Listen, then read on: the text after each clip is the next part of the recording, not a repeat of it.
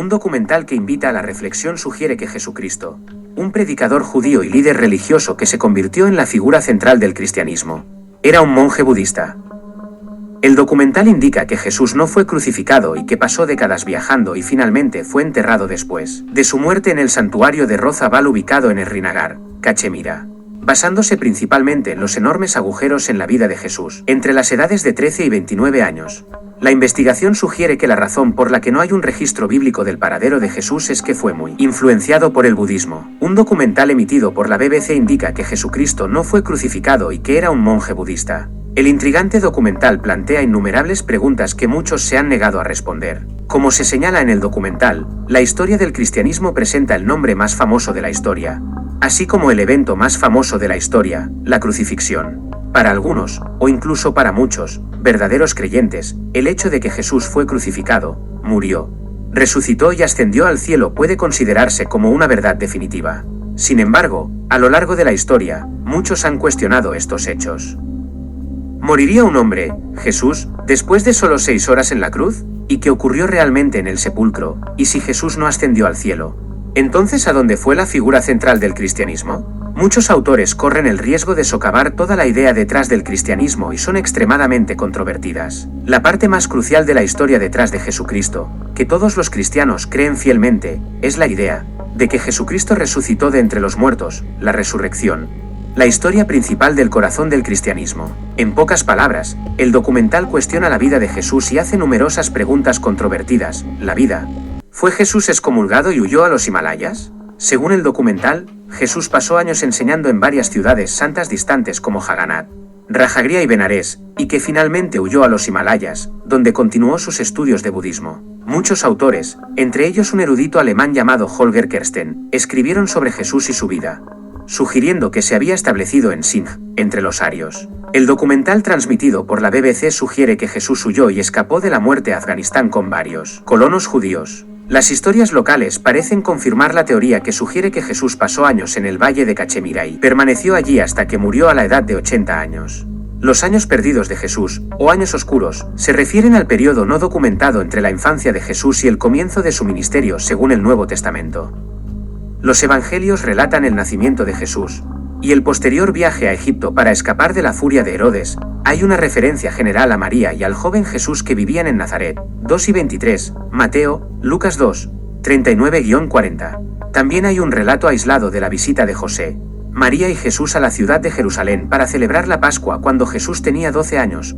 Sin embargo, después de esto, hay una brecha en la historia que abarca 18 años en la vida de Cristo, de 12 a 30 años. Aparte de la alusión genérica de que Jesús estaba avanzando en sabiduría, estatura y en el favor de Dios y del hombre, la Biblia no dice nada más acerca de la vida de Jesús durante este periodo de tiempo. Una suposición común entre los cristianos es que Jesús simplemente vivió en Nazaret durante ese periodo. Curiosamente, los autores Gruber y Kersten también afirman que el budismo tuvo una influencia sustancial en la vida y las enseñanzas de Jesús. Los autores afirman que Jesús fue influenciado por las enseñanzas y prácticas de los terapeutas, descritos por los autores como maestros de la escuela budista Theravada que se estableció en Judea. Gruber y Kersten afirman que Jesús vivió la vida de un budista ideal y enseñó budismo a sus discípulos. Su trabajo sigue los pasos del erudito del Nuevo Testamento de Oxford Barnett Ilmanstrite, quien estableció en la década de 1930 que la enseñanza moral de Buda tiene 4 semejanzas sorprendentes con el Sermón de la Montaña, una colección de dichos y enseñanzas atribuidas a Jesús, que enfatiza su enseñanza moral que se encuentra en el Evangelio de Mateo. El sermón es la sección continua más larga de Jesús hablando que se encuentra en el Nuevo Testamento y ha sido uno de los elementos más citados de los evangelios canónicos. Muchos eruditos creen que Jesús pudo haber sido inspirado por la religión budista y que el Evangelio de Tomás y muchos textos manuscritos encontrados en Nag Hammadi reflejan esta posibilidad.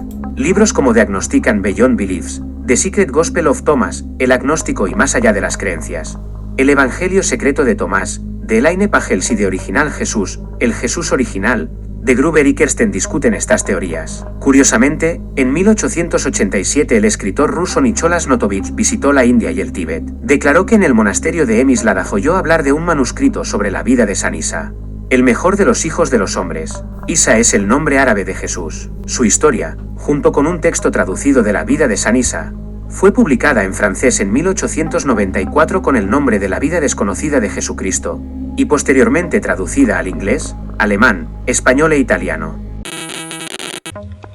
Jesús no murió en la cruz, sino en Cachemira, a edad avanzada, de muerte natural y dejando descendencia.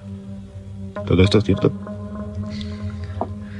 Y yo no digo en el libro que todo esto sea cierto. Digo que existe una documentación amplia que indica que esto sí sucedió. También digo al final del libro que al 100% no se puede demostrar y que falta muchísimos más estudios, que falta un congreso mundial realmente de especialistas en el tema que lo estudie, y lo que hice con el libro es aportar toda la documentación que existe sobre el tema que yo he podido encontrar, porque era un tema que se desconocía y que sin embargo en Oriente se conocía, en Cachemira se conocía. Hay una secta concreta de los Ahmadiyas musulmanes, que son los disidentes del Islam, que investigan este fenómeno, esta posibilidad desde finales del siglo pasado. Y bueno, existía una documentación oculta al conocimiento occidental que me parecía interesante aportar, y es lo que hice en el libro. Dejo sentado una vez más que me importa un pimiento hablando claro si Jesús murió en la cruz o no murió en la cruz, y porque simplemente no me parece tan trascendente ni tan trágico el personaje Jesús como para que tantísimos millones de personas pues dependan de él para su felicidad personal. Simplemente, como investigador, tuve acceso a unos conocimientos, a unos textos y a unos lugares que indican que sí, que el personaje Jesús no murió en la cruz. Huyó de Tierra Santa, digamos, de Palestina, se encaminó hacia el este para reunirse con los restos de las 10 tribus perdidas de Israel, y ahí murió. Todo esto me parece suficientemente interesante para investigarlo desde un punto de vista simplemente histórico, aparte de religioso. Y como esta documentación existía, pues la aporté en un libro y ahí está. Por esto digo que a mí no me dio ningún disgusto, a pesar de amenazas que hubieron y de pataleos por ahí. Pero no, lo que sí lo siento por la gente que se ha disgustado a raíz de saber esto. Pero bueno, si el conocimiento disgusta o hace daño, y yo siempre digo, la gente que le ha hecho daño a este libro, que hay bastantes, me he enterado luego, y pues el daño no creo que se lo haya hecho yo aportándole una documentación, sino que el daño, si acaso, lo tenían antes por estar creyendo en algo que se ha tambaleado un poco al leer este libro. Entonces, que no era tan firme esta fe que tenían. Tú realmente en tu libro propones una reunión o un congreso mundial sobre el tema de Jesús. Jesús, sí.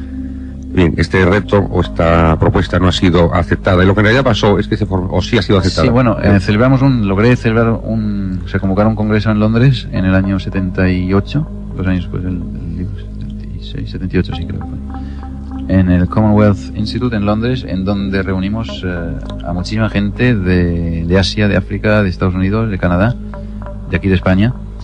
Pero lo lamentable era que era muchísima gente musulmana. Era un congreso organizado por musulmanes, en la cual estuvieron como observadores católicos, protestantes y gentes de otras confesiones, pero como observadores. Y lo bonito habría sido que hubieran intervenido. Aparte de que era únicamente gente religiosa la que estaba asistiendo.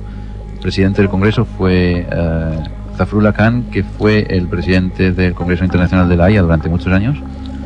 Pero bueno, también era musulmán. O sea, lo que me quejo es que solamente era los speakers, los conferenciantes eran musulmanes, y yo, que no soy musulmán, y bueno, pero faltaban otros. Y no solamente religiosos, sino que intervinieran médicos que puedan hablar de la muerte de Jesús, que intervinieran teólogos, que intervinieran filósofos, lingüistas sobre todo, porque hay mucha parte lingüística interesante ahí, historiadores. Quiere decir que un congreso realmente de gente interesada en el tema, no solamente desde el punto de vista histórico, religioso, sino desde otros muchos puntos de vista. En realidad lo que ocurrió a raíz de la aparición de este libro y de la polémica subsiguiente es que se formaron dos grupos totalmente antagónicos. Los de los que creían que realmente lo que afirmabas tú en tu libro podía ser cierto, y los que rotundamente se oponían, y lo calificaban de superchería y lo calificaban de atentado pues a la resurrección de Cristo, a la resurrección de Jesucristo, como algo trascendente dentro del cristianismo. Y estos dos grupos me parece que jamás han intentado dialogar entre ellos. No, te voy a decir varias cosas aquí.